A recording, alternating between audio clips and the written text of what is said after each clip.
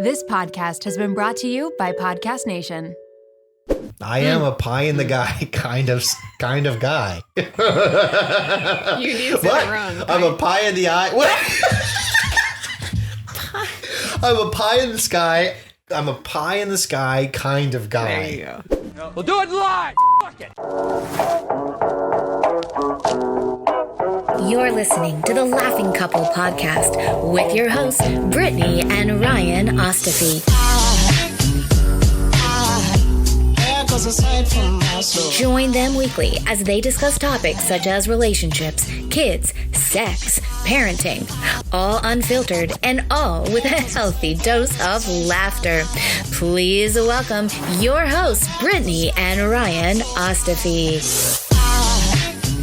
Let's give them something to talk about. Okay. Hello, everyone. I would like to start this podcast off with the experience that Ryan and I had yesterday when we tried to do like a little impromptu shower sexy time in the morning because we are psychotic. So I had to have a shower like yesterday morning. I'm a shower at nighter. But I was like, you know what? I'm going to have a shower this morning. And Ryan had come upstairs and he also needed a shower. And he's like, the kids are eating breakfast. Are you almost done? And I was like, meh. And he's like, well, like I can join you. And I was like, sure. Are the kids busy? And I literally, before I finished speaking, you were fucking running out the door, like just to confirm that they were busy. I like looked up and you were gone. I was like, okay. And then you came back and you're like, they're eating. It's fine. So close the door. The lights are off. It's the morning. The lights are off in the bathroom, but I have my cell phone music playing and like because I had literally just finished yoga, so it was like a whole vibe. And so it was like a little impromptu, like let's try to figure this out type thing. And so everything's going great, and all of a sudden we hear boom, boom, boom, boom, like running up the stairs, and so we both like freeze, and then we're like, okay, it's fine, continue. All of a sudden Cooper like fucking slams in. What are you guys doing? Can I come in? Like literally like opened the shower door. I'm on my knees, okay? I'm just throwing it out there. I'm on my knees. Ryan's standing. Now he's like pressed his dick up against the wall. Cooper's like, I'm going to come in with you guys. It's so I think cold. when you come in. And I was like, no, Coop, like mommy's getting out. Well, let me come in. I just want to be with you guys. And then Riley comes in and she is like, I think she knew something was up because she was like, You guys are having a shower together? why are you guys having a shower together? Why is it dark in here? Or like, because it's efficient. Yeah, we're like, we're trying to save water. I'm like, you and Cooper. Offended. You and Cooper have showers together. We were just trying to. She's like, you guys are adults. Mom was getting out and I was getting in. We just wanted to keep the water warm. Yeah, it was so uncomfortable. And so then they leave. And I literally looked at you and you were like, what are you doing? I was like, no, we're not. Like, we don't have time to do this anymore. Cooper is still literally standing right outside the bathroom door. No, in my defense. So we didn't finish anything, but it was just such a funny like moment of like parenting to a T. Like your sex life changes so much because there's physical small people in your house coming to. And they just don't get it. They don't like. It's so rude. Like, I just wish that they understood. But the door's closed, God damn it. But you know what's funny and super annoying is I swear to God, every other morning they are downstairs and they do not come upstairs for like a good 30 minutes minimum. I'm like, why is it today? They're just like, I don't know why that was actually so weird for them to be like, parents doing pheromones. I smell mom's that pheromones. That doesn't happen. Anyways, it was just like a moment of, are you serious right now? And if I'm being honest, cock like, blocks. Yeah, it's my cock that they're blocking. So I get you. That's the idea of a cock block. Yeah, I know, but you felt cock blocked. Well, you were technically, what was that called? Clip blocked? Is it a clip block? I don't think that's it. Vulva block? There's probably a better. An O block. Yeah. What is a girl block? I don't know.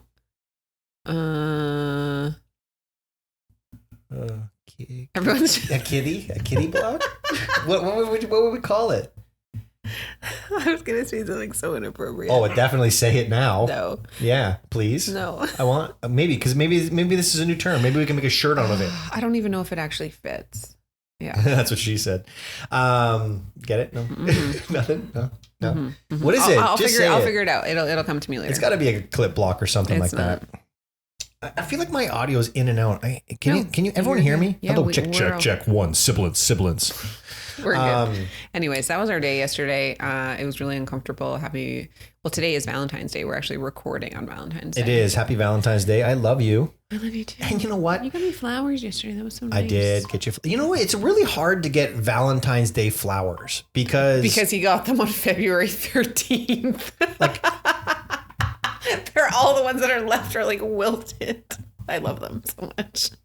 Those flowers weren't wilted. They were hand-picked. I literally put the roses in the vase. Riley was right beside me. Maybe you fucked up. No, I didn't. They all felt like half of the roses just crumbled when I put them in the vase. Well, let me ask you this question. When was I supposed to get you flowers? You weren't. I never say like get me flowers. I'm not a flower person. I should have bought you flowers. I'm not a flower person, but I honestly love them. Thank you so much. Hey, do you think that the Miley Cyrus song is a sequel to the Bruno Mars song? Yeah, it is. Like she said that it is like a response. An homage? Yeah. What does that mean anyways? I don't know. An homage? I don't think so. I know I didn't make it up. It's like when but I we're just like, used it. it's like when we go enchanté, and like we actually don't know what that means. Yeah. Well, I always think it's like enchanté. This is an homage to Bruno Mars. Do you know what homage means? Not a fucking clue. Not That's one clue. I have just I heard you know.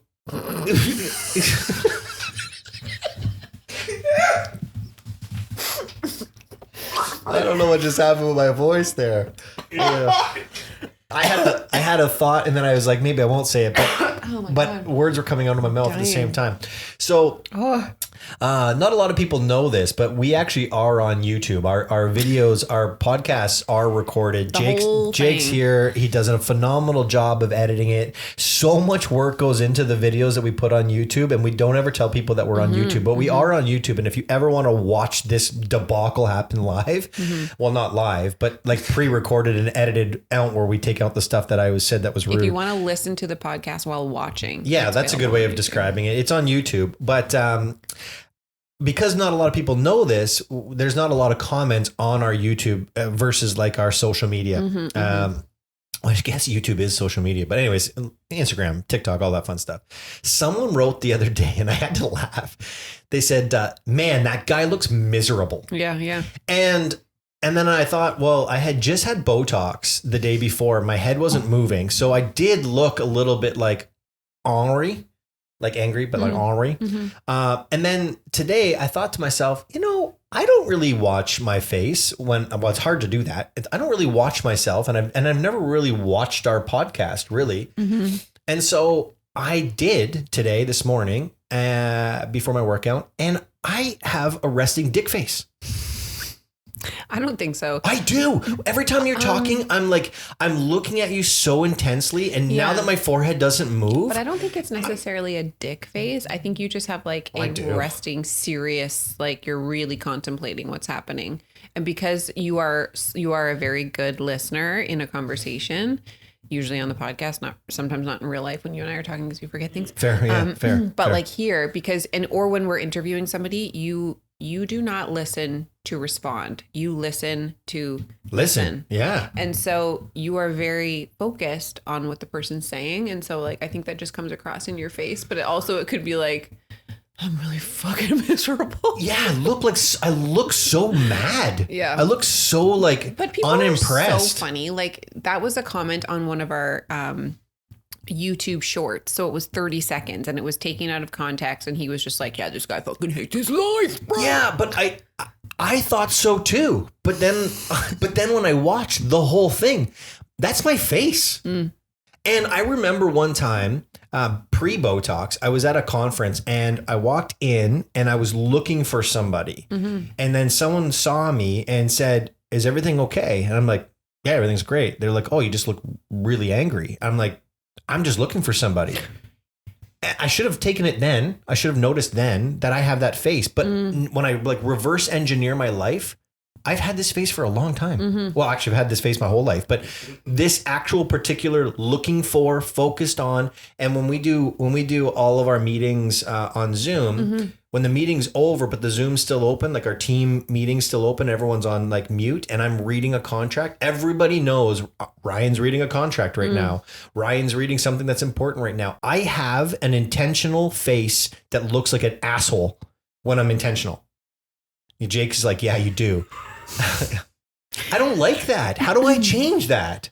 Let's just figure out. I want to do, you remember that episode of The Simpsons where Lenny gets like his face is gets like this done, and they all get fired, and they look over, they pan over to him, and he's Lenny's smiling, so and he's like, "This is the worst day of my life." I forgot about that episode. I want to be that guy. Okay, I want to be the guy that people walk in and be like, "That's the kind of energy I want." You need to be more intentional about your face. Yeah.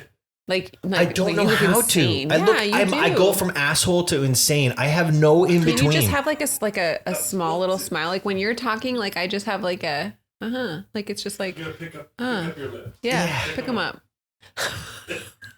I don't think that's gonna work. I think like when I watch like Live with Regis and Kelly. Coolidge.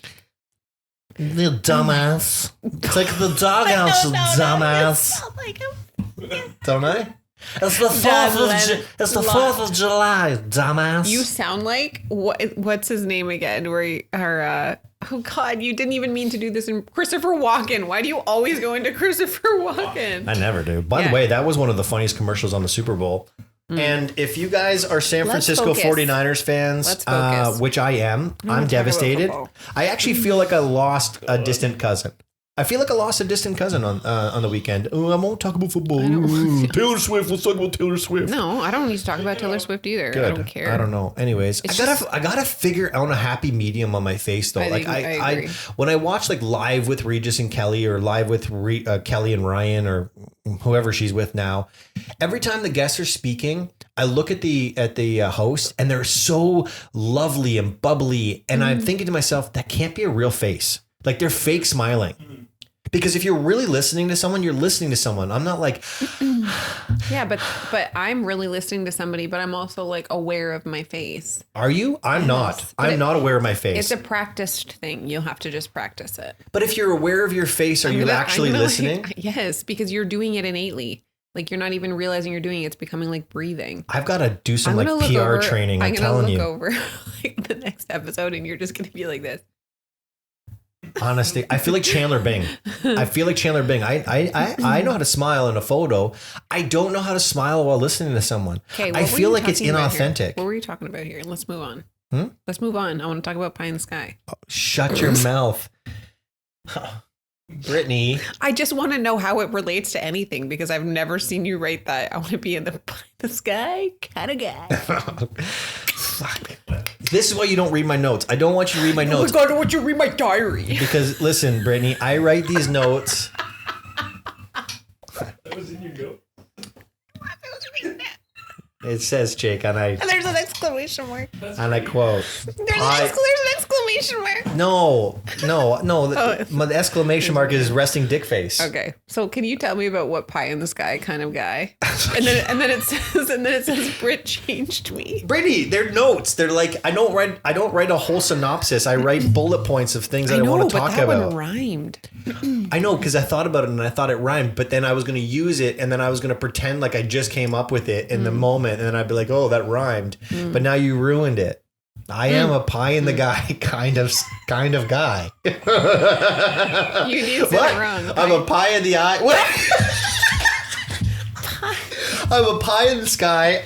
I'm a pie in the sky kind of guy. There you go. Yeah. Very right. Anyways, I am a pie in the sky kind of guy. Okay, explain it. Like, please elaborate. Well, this is why it says Brittany changed me. So I don't know if you remember this, but when we were not dating, but we were fornicating. I don't know if you remember this. Real quick. What are you talking about? No, there was a period of time for like a 3-year. Jake, do you remember that? There was a time before we actually became official in 2011. We weren't going steady yet. We were not going steady. We were actively participating in fornication with each other. Got it. In between your various boyfriends. That's true. Because I wasn't with anyone else. Well, that's not true either. That's not but true. I wasn't dating. Oh, that wasn't true either. Anyways, you had a bunch of boyfriends. You've never had 2 coffees a day. can't stand you. This is the best day of my life. You said something about one of your ex-boyfriends, and it triggered something in my brain. What did I say? You had talked about, because you and I were having a conversation, and I was saying how I really wanted to get a car, a nice car. And it was a particular kind of car, and it was a little bit out of my range. But I remember saying it, and you said something like a week later, which I actually thought maybe you're planting a seed here for me. And even if you weren't, I took it as one. I don't even know what you're talking about. You so said intrigued. you had an ex-boyfriend who used to always say like, oh, I'm going to buy a BMW, or I'm going to buy a Mercedes, or I'm going to do this, or I'm going to do that, and I'm going to be a millionaire, I'm going to do this, and I'm going to do that, I'm going to start this business, I'm going to start that business. And you made some comment about the fact that you got to a point where everything he said that was pie in the sky was like, whatever. And I thought to myself, am I that guy? Because I am a pie in the sky kind of guy. I'm a blue sky thinker. I like to think big. I like to think audacious. I like to think like scale and how do we take this to there? And in the past, and I sometimes still fall into this, but I've tried much better since this conversation. I used to tell people these things all the time. We're going to do this. We're going to do this. We're going to do this. We're going to do this. But didn't actually work out how we were going to do those things. Oh, and yeah. You're still like that for sure. That's not altogether true. It's not a bad thing. But you are, these are the plans. We're going to do it. We'll figure out how later. Where I'm a figure out how first and then commit. Yes. But what I'm getting at is when I say it out loud, it actually is going to happen. It just, how does it happen? I don't know. I put a team around it, support it, and we grow it, and we do it. I think in the last 5 years, we've been pretty good at that. Anyways, you had said that to me, and it hit me and it struck me. Things like, oh, I'm going to buy that car one day and this and that. I'd stop doing that around you. You're not, and we talked about this on a podcast about a year ago. You're not the person that I come to with the original idea. I have to work out some strategy around it before coming to you. And this is a good thing because you've actually grounded me in the reality of the what so and then the strategy around it. But pie in the sky kind of guy is who I am intentionally. But I will say that you did change this for me when you talked about your ex-boyfriend being like, oh, I'm going to have this, I'm going to have that. Well, are you actually going to? I think here's the thing. Like yes, I did date somebody like that. And at first I was all for like supporting. I love that. It was the ambition. Like, I think that's fabulous.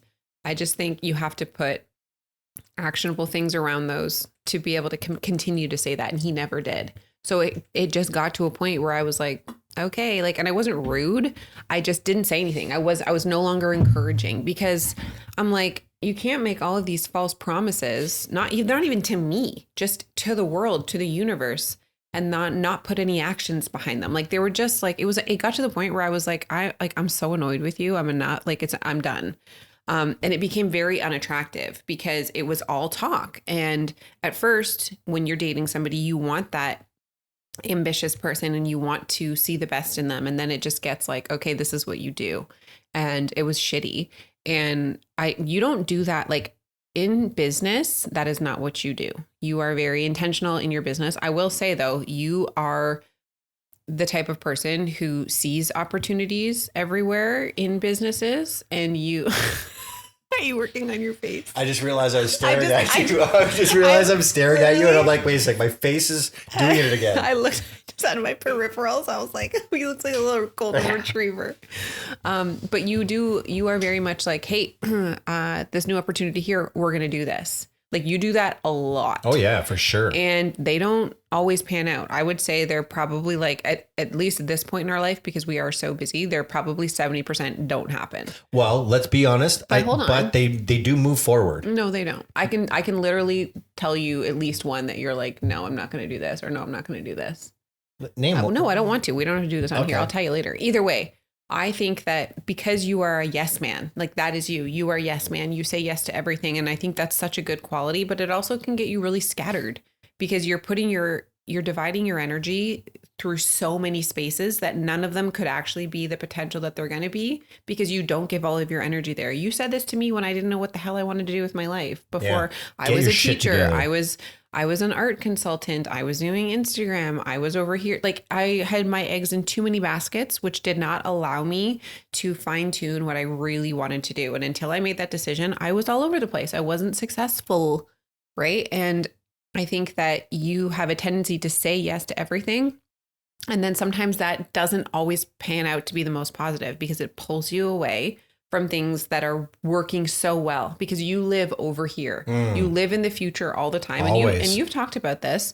It's something that you need to reel back sometimes and just be like, holy shit, where I am right now, I'm like, good for me. Like, I've done really, really well. I'm super happy. Look at my family. Look at my kids. I feel so grateful for all of this. But you're like, but then you go, but like, we should be here. No, and like, yeah, 100% I do. And I will say that a lot of the things that we have in our lives is a result of the fact that I was a forward thinker, you know, because it's really easy to live only in the moment. I'm not saying that you have to live only in the moment. I'm saying sometimes you just need to say no to some things. I did a fascinating, this was going to be a nice segue, a you have nice to admit to this. enchanté. You have to admit to this too, because you do it with people too. You are like, yes, this person's going to be this person for me. And I can count on one hand how many people have let you down.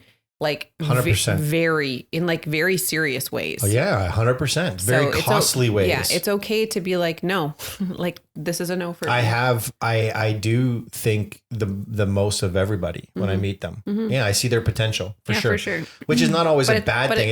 I gotta filter it a little bit better to make them successful. You can give them the tools, but it is not your job to hold their hand throughout the entire race. Give them the baton. If they don't take it, yeah, I'm sorry. Yeah, I understand. And we talked about this at the beginning of the year. I'm working on it in 2024. This is something I'm actively working on. I'm getting way better. The pie must die. No, the pie in the sky guy and a guy is still me. And my voice cracked at the wrong time. But anyways, okay. So this was going to be a segue into this conversation, but I wanted to go back to what you were just saying. And then I forgot what you were saying. So I'm going to segue back to where I was going to segue. So I heard something that I thought was really, really powerful. And I have a feeling that we may think differently about this. Okay. I'm so intrigued. Because I am a forward-thinking future. Oh, that's what I was going to say. Let me get back to it, because I do think this is really cool and really important, because it proves that this is who I am. So I was in LA on Friday and Saturday. I went to a conference. It was a live podcast with 4 sex therapists that Tem actually sponsored. Very proud. We launched, and then boom, there it is. We're in LA. 70 people, tote bags. It was amazing. It was one of those moments where you sit back and you think, holy Jesus, everyone's walking out with a tote bag that says Tem on it. And it's like, we're in LA, Los Angeles. Literally, Paramount Pictures is right behind us. We're in like a pre-screening for movies. So cool. It was so cool. And then everyone's walking out, and all I see is Tem. It was like one of those moments where you're like, that was once a pie in the sky kind of idea. And now here it is in real life. It was really cool. But there was one part, there was a Dr. Tara. She was going through this. No, it wasn't. It was not. It was, who was it? Doesn't really matter. One of the doctors was talking, one of the therapists was talking, and we had to close our eyes, and we had to think of a moment where we experienced pleasure. And I don't mean sexual pleasure, just pleasure. When was there a moment where like everything around you just felt perfect? And so we start going through this. I'm not going to share what my moment was, but I'm in the moment and I'm thinking about it. I promise you, I was not thinking about masturbating. That's like the loneliest moment of my life. And it happens every single night. But anyways, Jesus. I'm kidding. 27 days of the week, the month. Anyways. It's going to happen tonight with that attitude. Anyways, I'm thinking about this pleasurable moment in my life. And then she goes into, actually it was Nicoletta. It was Nicoletta, Dr. Nicoletta, that we were talking to on the podcast a couple weeks ago. And so you had to sit there, and she's like, okay, now think about your surroundings and think about the smell. And she's going through all of these things. And what it's supposed to do is it's supposed to get you to realize that in a millisecond, you can actually put yourself in pleasure. Like you can choose pleasure over anything else, right? And it was a really fascinating... Like your mindset, you mean? Yeah, it was a fascinating thing because as I'm in the middle of thinking about this moment in my life that was just so blissful, I all of a sudden went over to work. Right. All of a sudden I went over to, I wonder how Riley's cheer competition's doing. Then I went over to like, I wonder if the kids are upset that I'm not home. And then I was like, I wonder how Brittany's managing this. And like I just started going into anything but the pleasure. Right. And so at the end of the conference, I had a chance to sit down with them for dinner and drinks and what have you. And I was saying to Nicoletta, this is one of the most powerful things for me. And we talked about this when I'm walking. Like I don't trust my thoughts when I'm alone. Because they just go off, right? I trust my thoughts. Like I'm not like a psychopath, but like I just can't. And so she said to me, she said, that's fascinating. She said, let me ask you a question, Ryan. She said, when you're receiving pleasure from your wife, let's just call it a blowjob, what happens? And I said, and it happened last night with us, right? And I said, as soon as I start receiving pleasure and it gets like super pleasurable, I'm like, all right, flip, it's my turn. Yeah, but that's partly because you're like, I don't want to finish. Yeah, that's true. Yeah. It doesn't happen very often, so I'm very sensitive. I'm joking. Oh, Jesus, guys. Fuck. Jesus, stick with me. I'd like to take a joke all the way through the whole podcast. Anyways, but she said, that's fascinating. I'm like, I immediately go away from my own pleasure and then start projecting that onto other people. So she was just saying it's a muscle. Pleasure is a muscle that you actually have to train, that you have to be comfortable with being in and recognizing that you are worthy of receiving that joy, that pleasure, that experience. Where are you saying that we might differ on this? I don't understand what the question is. No, we were talking about the pie in the sky and this is how it transitioned. I didn't want to forget about that. Here's where we're going to differ. Okay. So here was the sentence. I'm going to word it in my own way. Don't even look at my notes. I worded it in my own way because I didn't like how it was structured. Okay. So here's the sentence. I love you for who you are right now. Whole, perfect, and complete. And I'm a demand for who you're capable of being. Okay. So what the sentence was and what they were actually talking about was, if you truly love somebody and you're their partner, you're their soulmate, right? Yeah. Soulmate.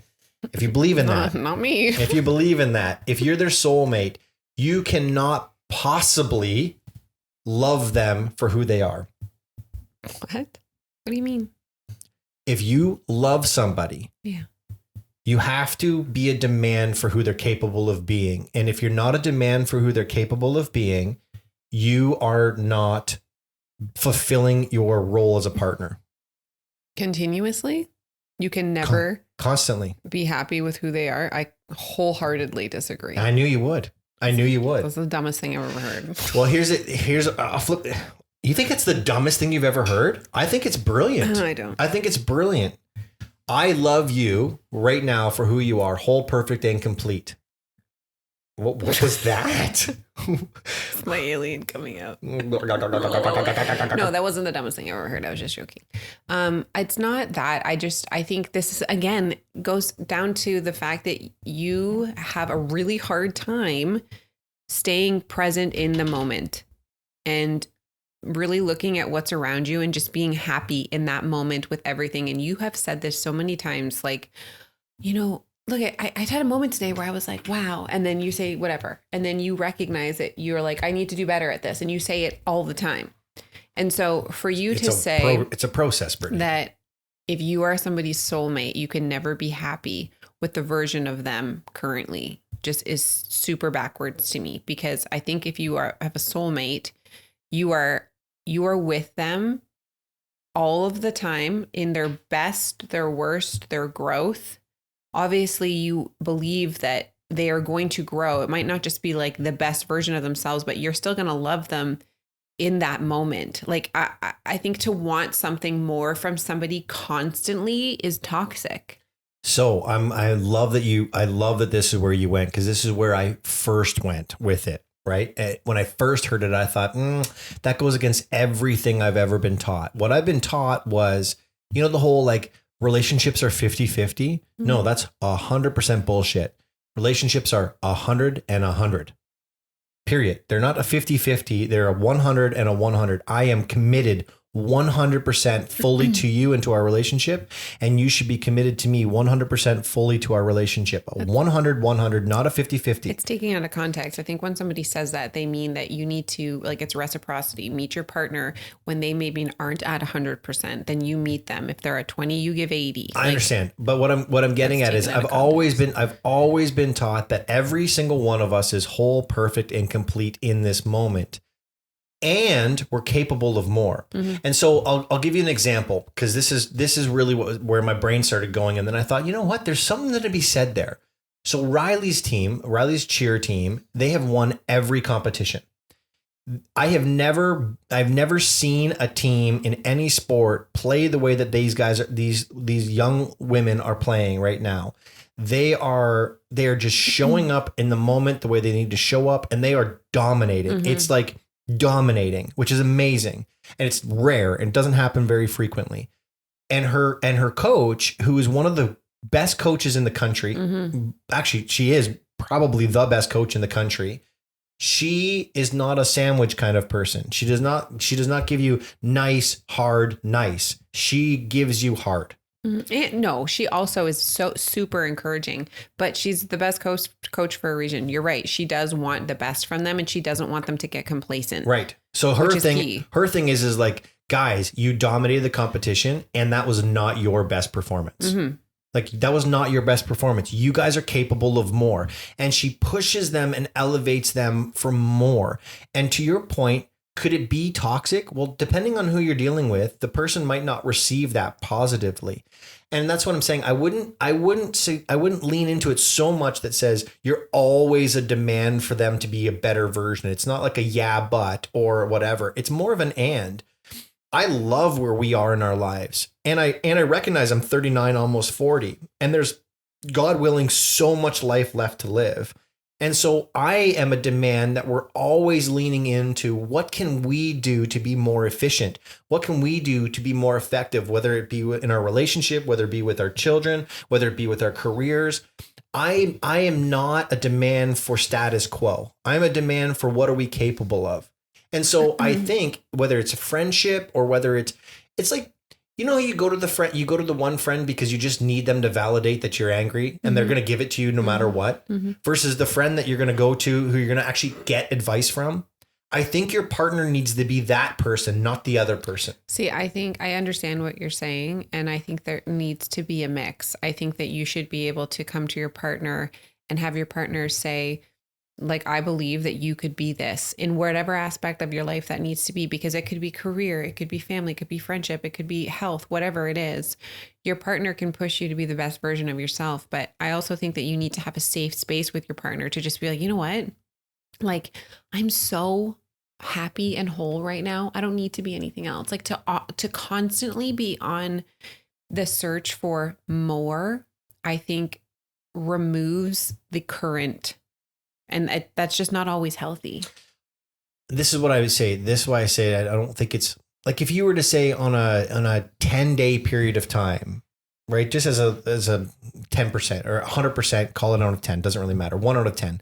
How many days out of 10 do you think you should be in bliss? Like everything's whole, perfect and complete. And how many days do you think you should be moving the needle?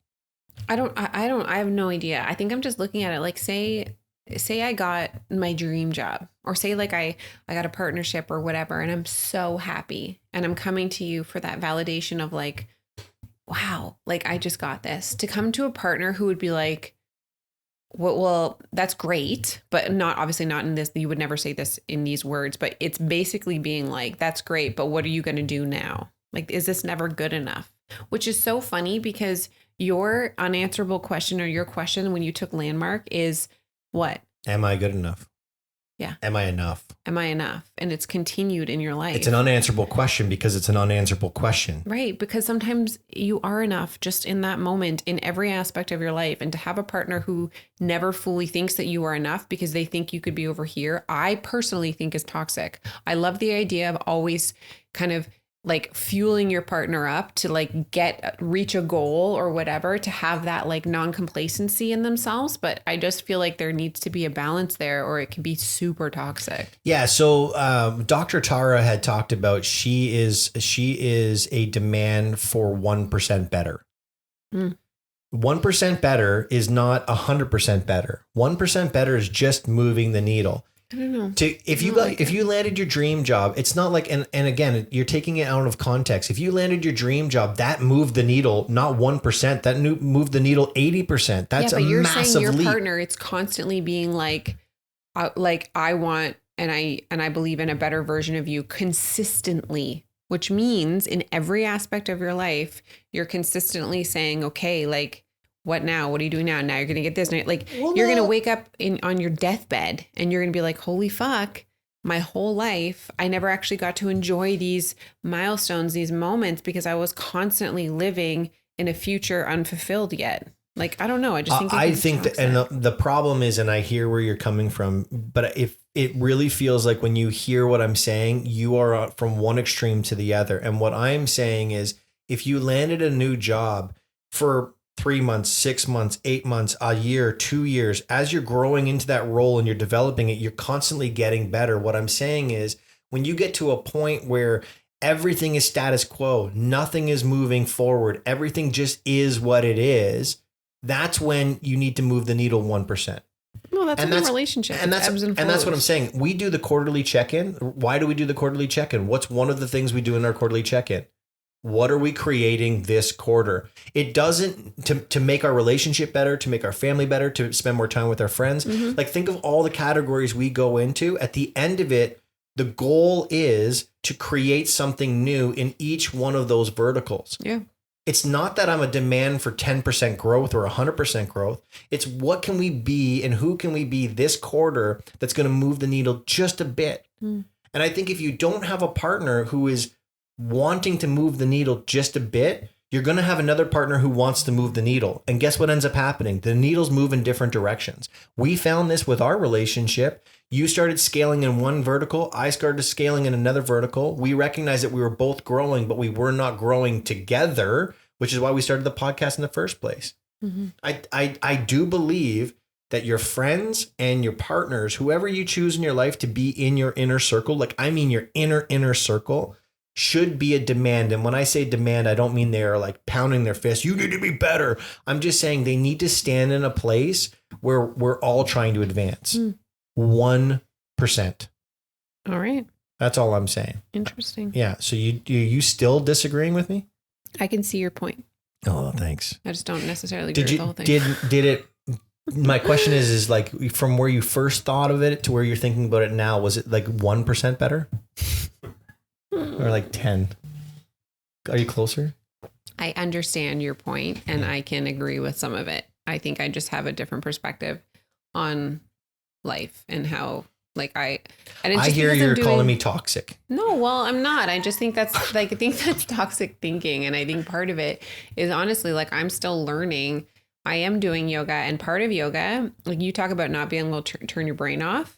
When you were doing that, like, oh, think of a moment of pleasure. Every morning in yoga, you have like moments of like just laying there or sitting and being intentional with your thoughts. And it's the hardest part of yoga, is to not think about literally everything else and just be present into that moment and focus on your senses. It's so hard, but it really demands you to be present in that moment. And part of it is just being grateful and intentional for that, just for breathing in that moment. So I think I'm going through that, and I'm in that space right now, which this is like at a conflict because. But it's funny you say that's a conflict, because you are a demand for being more in the space, being more generous, being more forgiving. And like I said, that's a demand for betterment. I agree. That is, you are moving the needle forward. It might not look like your bank account. It might not look like your career, but you are recognizing that there's an inefficiency in your ability to be in your thoughts. And but that wasn't because you were like, you need to be better. It was like me recognizing I'm not taking credit for your discovery of yoga. And just to be very clear, I am so proud of you for doing these things for yourself. But you could be better. For choosing.